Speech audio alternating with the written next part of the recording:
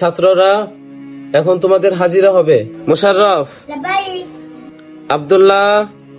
আব্দুল্লাহ আজকে আবার পলাইছে। আব্দুল্লাহ আজকে আবারও পলাইছে? আচ্ছা ঠিক আছে, আমি তার আব্বুর কাছে ফোন দিতেছি।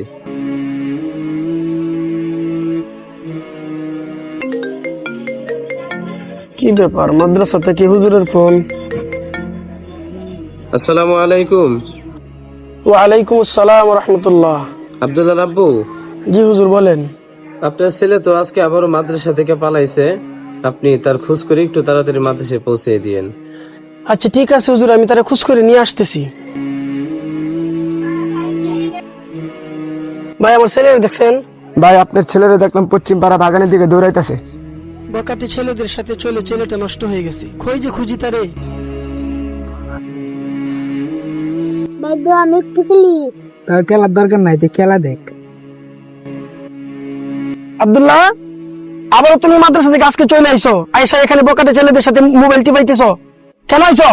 আব্বা আমি মাদ্রাসা যাবো না। মাদ্রাসা যাবো না? তুমি যাইবা না, তোমার বাপ যাইবো।